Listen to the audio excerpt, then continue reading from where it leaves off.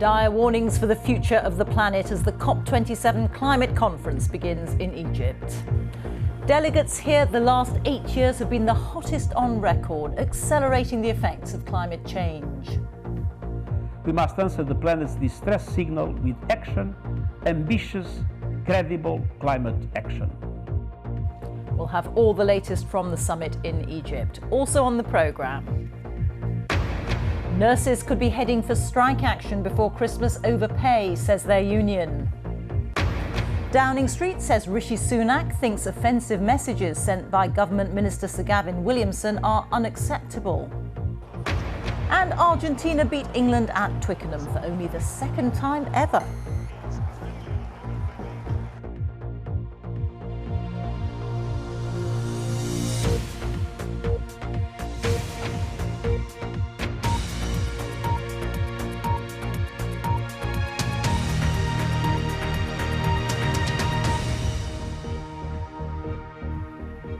Good afternoon. The COP27 climate summit has begun in Egypt with dire warnings about the state of the planet. Extreme temperatures, wildfires, drought and flooding have all been made worse by the last 8 years being the hottest on record, according to the World Meteorological Organization. The UN Secretary-General Antonio Guterres told delegates that the planet is sending out a distress signal. And he said the summit, which will be attended by about 30,000 people, needed to produce ambitious, credible climate actions. From Sharm el-Sheikh, our climate editor Justin Rolat reports. Cyclones ripped through Madagascar earlier this year.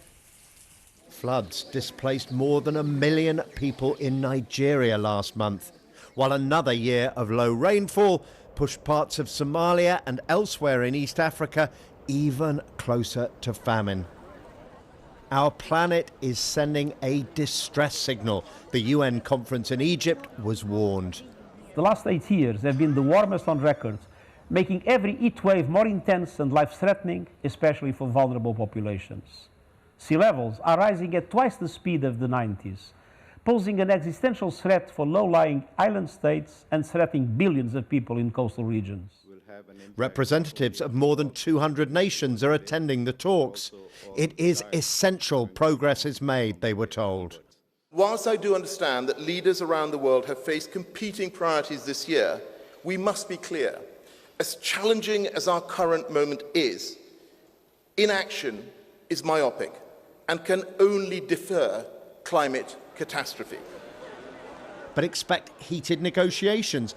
Egypt says the rich world needs to come good on its promises of cash to help developing countries cut carbon and adapt to our changing climate. And there'll be demands for money to help vulnerable nations with the climate-related impacts they are already experiencing. The fear is the talks could be deadlocked. The Ukraine war has driven up food and energy prices worldwide. Developed nations are expected to say they don't have cash to spare. Many times we've been given commitments and promises, but we haven't been given action. And of course, a promise that is broken, it kind of destroys the trust that we have in our leaders. You don't have to go far from the coast here in Egypt to find vivid evidence of what's at stake. The Red Sea is home to some of the most magnificent and biodiverse coral reefs in the world, but coral is incredibly vulnerable to climate change.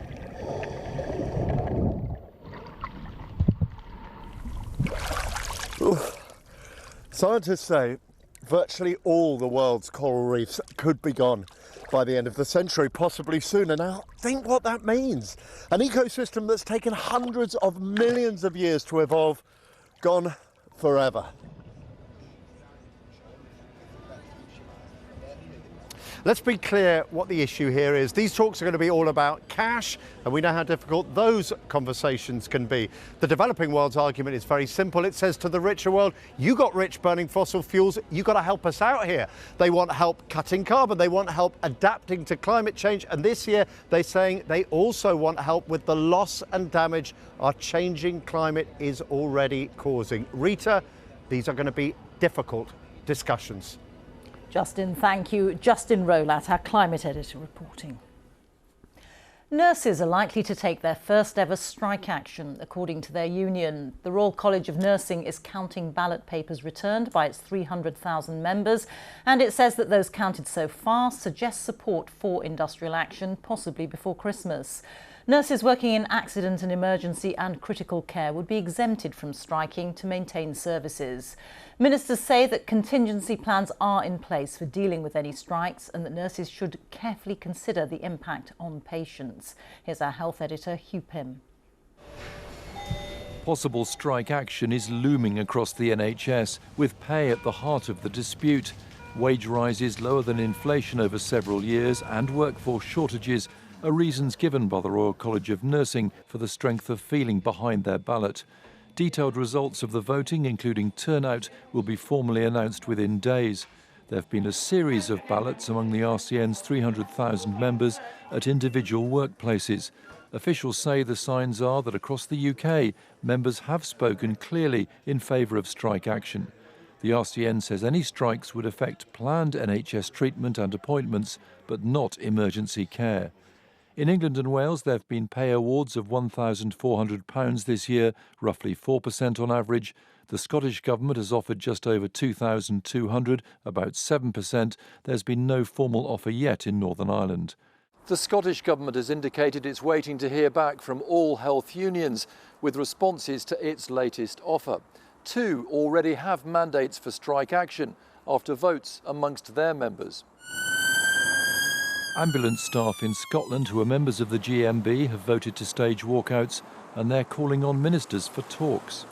We're currently making plans for over 4,000 GMB members working in all roles across the NHS and the ambulance service to take action, possibly this side of Christmas. So up there, what we are actually doing is urging the Cabinet Minister to come back to the table with a vastly improved offer. Governments in all the UK's nations are now waiting to hear the outcome of the nurses' vote, as well as that of other health unions still balloting, to assess the potential impact on the NHS in the middle of winter. Hugh Pym, BBC News, Glasgow. Downing Street says the Prime Minister believes that text messages sent by Sir Gavin Williamson to the Conservative MP Wendy Morton are unacceptable. A formal complaint and investigation were already underway before the expletive-laden exchanges were published in today's Sunday Times. Until this afternoon, Rishi Sunak said he was aware of the complaint when he appointed Sir Gavin as a minister, but not the content of the messages. Here's our political correspondent, Ian Watson. Last month, a new Prime Minister promised a new approach and gave a firm pledge.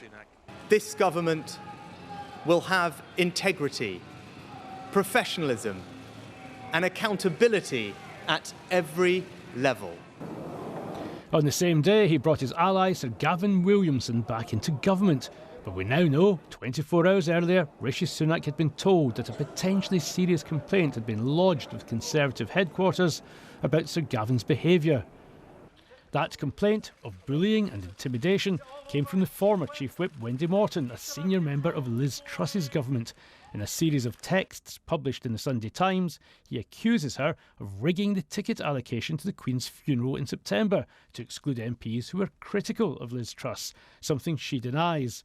A number of his texts contain expletives. He refers to her as stupid and warns there's a price for everything. So, what did his ministerial boss make of this? That's not acceptable. He shouldn't have said it. He has said that he regrets doing so. He has given some context, which was that this was at the time of heightened frustration. Downing Street say the first time the Prime Minister saw Sir Gavin Williamson's texts was in a Sunday newspaper. And yes, Rishi Sunak finds their content unacceptable. But Number 10 won't comment further while the Conservative Party is looking into the official complaint against Sir Gavin. But the opposition parties aren't holding back. The Liberal Democrats have called for him to be sacked. And Labour say the issue here isn't Gavin Williamson's judgment, it's Rishi Sunak's. Rishi Sunak was making decisions simply in his own narrow, short-term interest as far as the Conservative Party leadership was concerned, not the national interest. The Prime Minister has already faced criticism for bringing Suella Braverman back to the Home Office despite her breaking the ministerial code. And Sir Gavin Williamson has previously been sacked by Theresa May and Boris Johnson. A former Conservative Cabinet Minister questioned the wisdom of allowing him to return. I just think this is the third time under the third Prime Minister that Gavin Williamson has been generating bad headlines. Rishi Sunak wants to signal that his focus is on fixing the economy, but personnel problems could threaten his promise of a fresh start. Ian Watson, BBC News, Westminster. 19 people have been killed after a passenger plane crashed into Lake Victoria in Tanzania while attempting to land in stormy weather.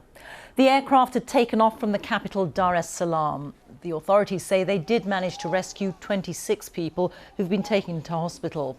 Emergency workers had to use small boats to reach the passengers. The Liberal Democrat leader, Sir Ed Davey, has called for a general election, saying the Conservatives have unleashed chaos on the economy. And he proposed a plan for cash grants to help homeowners badly affected by rising interest rates. Sir Ed was making the keynote speech following the cancellation of the Lib Dem party conference in the wake of the Queen's death. Our political correspondent Jonathan Blake has more. Sir Ed Davey leads a party with only a small showing at Westminster, trying to punch above its political weight. Boosted by recent by-election wins, he came to rally Liberal Democrats in London today and attacked the Conservative government for the damage he said they had done.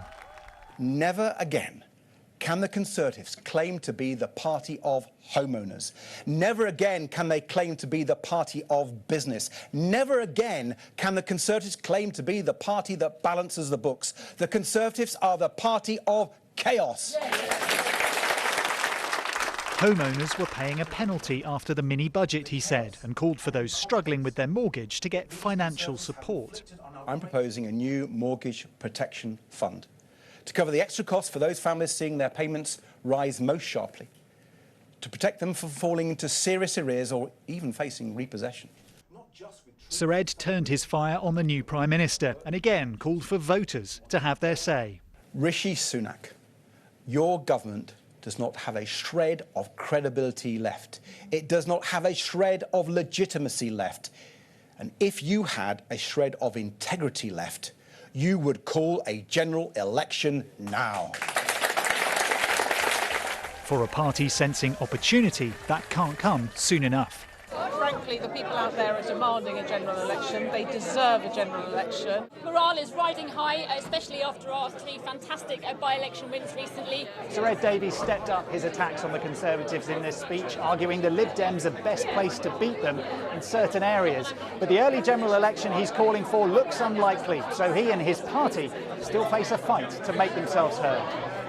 7 years after their coalition with the Conservatives ended, the Lib Dems hope a return to prominence, if not power, isn't far away. Jonathan Blake, BBC News, Westminster. Time for all the sport now. Here's Lizzie Greenwood-Hughes at the BBC Sports Centre. Lizzie. Thank you, Rita. Good evening. We're starting with rugby union because there's been an upset at Twickenham this afternoon. England beaten by Argentina in their opening autumn international. It was close, 30 points to 29, but a famous victory for the Pumas. Ollie Foster has the details. 10 months might seem a long time, but the next few weekends will go a long way to deciding which England players will be lining up at the World Cup. This test against Argentina carried extra significance because they'll face the Pumas in France next year in their opening match. Joe Thockner-Singers had a tough time with injuries, but it was Argentina who'd have picked up a few bruises as they tried to stop him going over. Emiliano Buffelli kept Argentina in the game with his flawless kicking in the first half, and his try gave them the lead early in the second. They followed that score with another minutes later, Santiago Carreras with the breakaway. England responded immediately. Replacement Jack van Poortvliet spotted a gap and he powered through it. Despite that flurry of tries, the match was decided by the boot. Buffelli's sixth successful penalty saw Argentina over the line by a single point. The last time they won at Twickenham, 16 years ago, the England head coach was sacked. Food for thought for Eddie Jones and his players who have already started the inquest into this defeat. Ollie Foster, BBC News.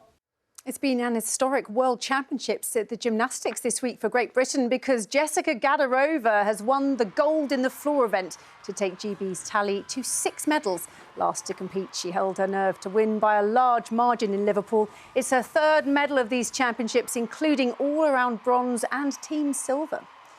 Plenty of football today, and Arsenal beat Chelsea to go back to the top of the Premier League. Gabriel scored the only goal at Stamford Bridge. Arsenal are 2 points clear of Manchester City again, having played the same number of games.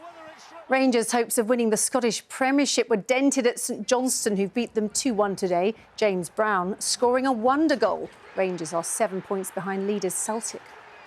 England have got through to the semi-finals of the Wheelchair Rugby League World Cup with a game to spare. They've won both group matches so far, this time thrashing Spain in an 18-try, 104 points to 12 victory in London. Gemma Dryburgh has won the Japan Classic to become the first Scottish golfer to win an LPGA event for 11 years. The world number 199 said it was a dream come true as she carded a 7-under par final round to win by 4 shots. It's Dryburgh's first tour title. That's it from me. All of the rest of the day's football is on our website. But back to you, Rita. Thank you, Lizzie. And that's it from us. We're back with the late news at 10. Now on BBC One, it's time for the news where you are. Bye-bye.